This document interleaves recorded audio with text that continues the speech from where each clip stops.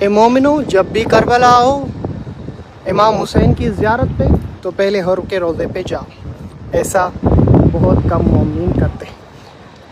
حضرت حر علیہ السلام کا روضہ امام حسین کی قبر سے دور کیوں ہے جبکہ عاشورہ میں آپ امام حسین کے ہاتھوں کے سامنے شہید ہوئے ہیں؟ آپ صرف نہیں، آپ کے 4 بیٹے، آپ کی خادمہ، ان کے نام. آج اس ویڈیو میں ایک ایسی ہسٹری بتانے جا رہا ہوں جسے سننے کے بعد حیران ہو جائیں گے. حضرت حر علیہ السلام کا روضہ مبارک، یہ گلدستے سیگے وغیرہ پاکستان سے آتے ہیں. حضرت حر کا روضہ مبارک ہے، بہت بڑی شخصیت ہے. پوچھا جاتا ہے شاکر بھائی، امام حسین کے ساتھ ہاتھوں میں ان کے بیٹے بھی شہید ہوئے اور امام حسین کے سامنے حر شہید ہوا، پھر قبر ادھر کیوں؟ حبیب کی طرح پہلو میں ہونی چاہیے. اس کی وجہ یہ کہ حر کا قبیلہ زندہ تھا. انہوں نے یہاں پہ جو لاشیں پامال کیے جا رہے تھے تو انہوں نے کہا کہ ہم حر کا لاشا پامال ہونے نہیں دیں گے، ہمارے لیے یہ غیرت کا مسئلہ ہے.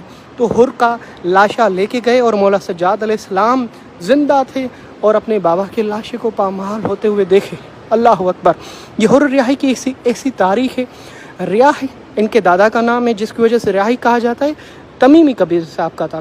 کان شریفن، آپ شریف تھے اپنی قوم میں، جاہلیت قوم میں اسلامن، اور آپ بہت ہی نیک سار تھے. آپ شجاع تھے، بہادر تھے.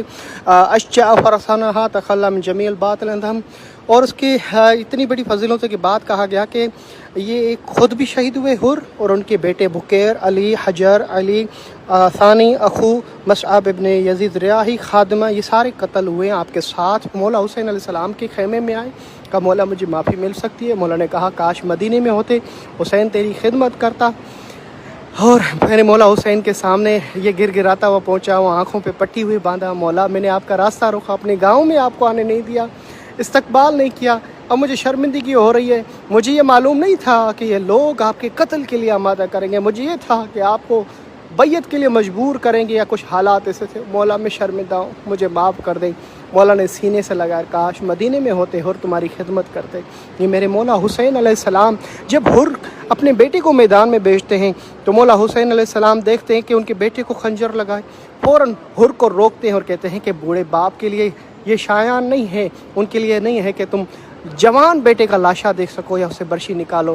جب میرے مولا علی اکبر زین سے زمین پہ گرے تو مولا نے کبھی دائیں دیکھا کبھی بائیں دیکھا کہ کوئی حسین کو بھی ایسا بھولے کہ بوڑھے باپ کے لیے یہ شان نہیں ہے. یہ اللہ اکبر مشکل کا وقت ہے کہ جوان بیٹے کا لاشا، وہ بھی ہم شکل رسول. یہ حر کا لباس ہے. اللہ آپ سب کو جناب حر کی زیارت نصیب کرے. کربلا کی مولا حسین کے روضے کے بالکل 10 منٹ کے فاصلے